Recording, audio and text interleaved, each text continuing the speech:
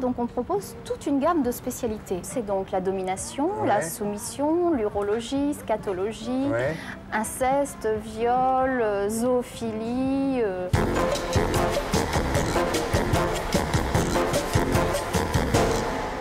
Myriam, bonsoir. Alors il y a le Minitel rose, le répondeur rose.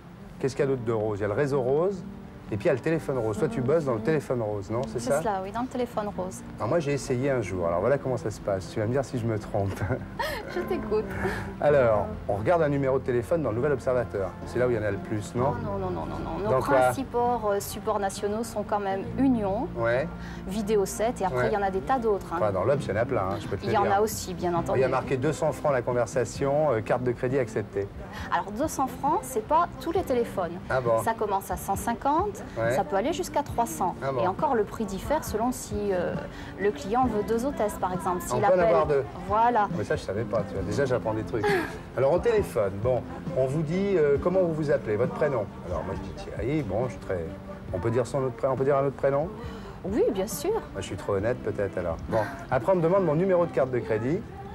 Carte bleue plutôt que l'American Express, non? Là, tu as affaire à un standard, hein, parce que tout ça, ce côté-là, les hôtesses ne l'ont pas. Ne l'ont pas. Bon, ensuite, on me rappelle, on me demande mon numéro de téléphone, on me rappelle et on me demande de choisir entre la salope, la dominatrice. Qu'est-ce qu'il y a d'autre dans le choix?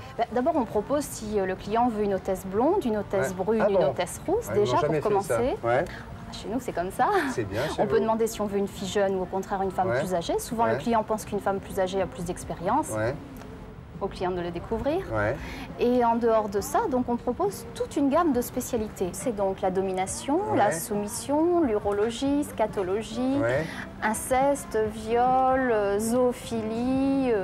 Effectivement, dans la zoophilie, si vous voulez une hôtesse à tendance zoophile, cela peut être différentes sortes d'animaux. Qu'est-ce qu'elle va faire, la fille, au téléphone? Elle va me faire des bruits d'animaux.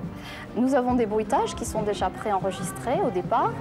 Et donc l'hôtesse qui, effectivement, peut être adepte ou ne pas l'être, ça restera toujours le mystère de la conversation, vous aiguillera sur... Bon, c'est le chien quand même le fantasme le plus courant. C'est le chien? C'est le chien et les gros chiens. Donc les gens veulent entendre des bruits de chien quand ils téléphonent. Moi, je ne suis pas si compliqué, moi. Non, vous êtes beaucoup plus simple. C'est le petit câlin. Simple que ça, le petit câlin, Érotique ou pornographique?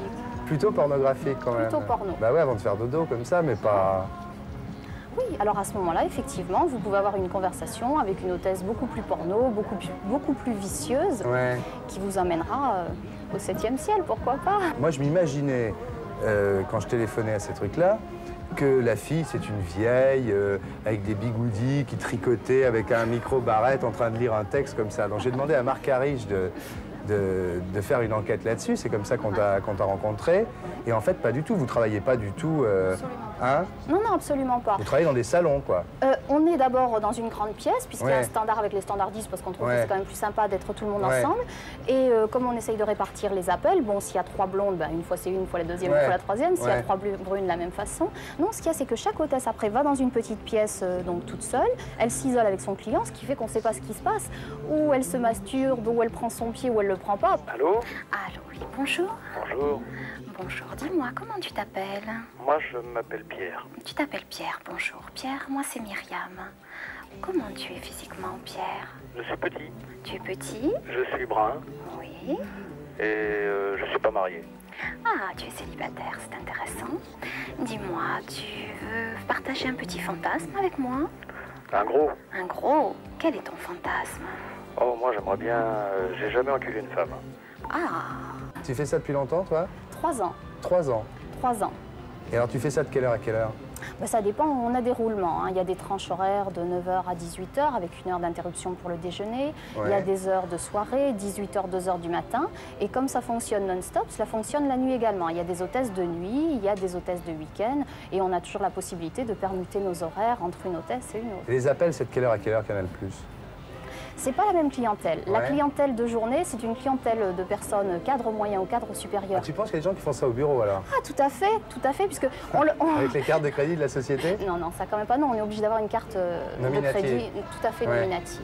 Donc effectivement, il y en a qui appellent de leur société. Les Minitel, ils ont réussi à bloquer ça.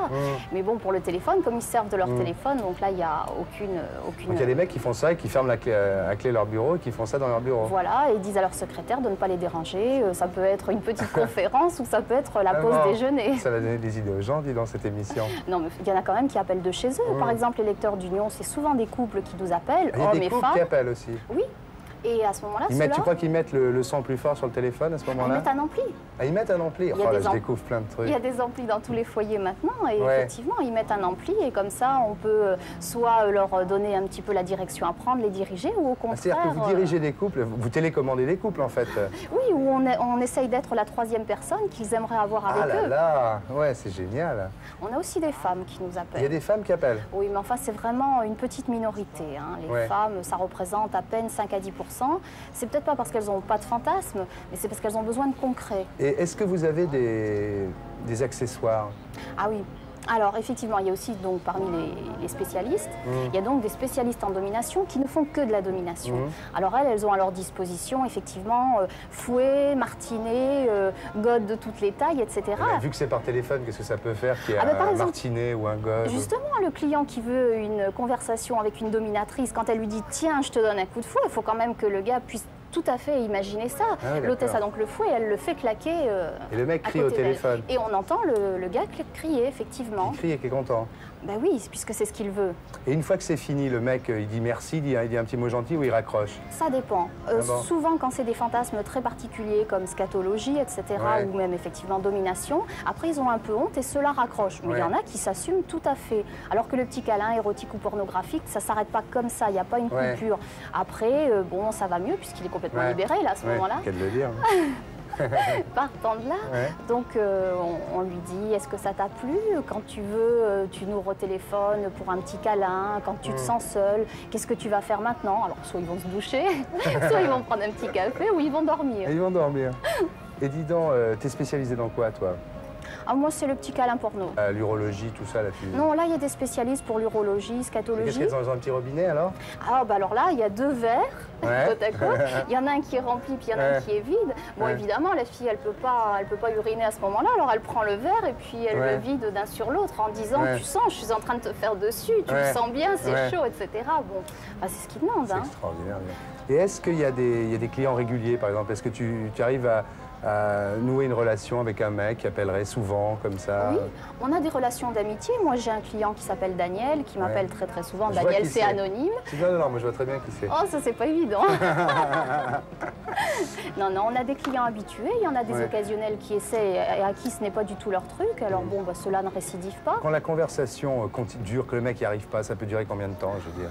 Le plus long, c'est quoi? Parce que les mecs, ça doit durer 30 secondes ou 1 minute ou 2 minutes, non? Oui, non, mais ça, c'est des lapins, ça, quand même. Bon, c'est pas beaucoup. Il n'y en a pas beaucoup comme ça. Non, c'est très rare. C'est quoi la moyenne des appels, la durée moyenne? La durée, pour qu'un homme puisse jouir, il faut compter 8 à 10 minutes. Ah, quand même. 8 à 10 minutes. Bon, il y en a qui vont plus vite, mais on les quitte pas à ce moment-là. On leur parle, on s'intéresse à eux, ou alors ils nous racontent leur hobby ou autre chose. Mais c'est pas nous qui les quittons. Et le mec qui n'y arrive pas, ça peut durer combien de temps? Je veux dire, s'imagine qu'au bout de 20 minutes, le mec, il soit toujours pas arrivé. Oui, alors là, c'est grave, parce qu'effectivement, on peut quand même pas y rester des heures. Hein. Nous... Il y a le rendement. Hein. Non, on ne peut pas parler de rendement. Non, mais ce qui se passe, c'est qu'on ne peut rien pour eux à ce moment-là. Tu sais, il y en a aussi qui ne se déshabillent pas. Comment veux-tu qu'un gars puisse effectivement jouir en se branlant s'il est habillé avec son costume, ses chaussettes? La plupart, ils sont allongés sur le lit quand même. Oui. Et vous demandez comment on est d'ailleurs. Hein? Voilà, comment tu es physiquement, dans quelle pièce tu es, voilà. Ah ouais, tout à fait. On a aussi des gens qui nous appellent de l'étranger. L'appel le plus loin que j'ai reçu, enfin les 2 appels le plus loin, ça a été la Nouvelle-Zélande et l'Australie. Et pour être sûr de ne rien rater de Inarditube, abonnez-vous et mettez un pouce bleu.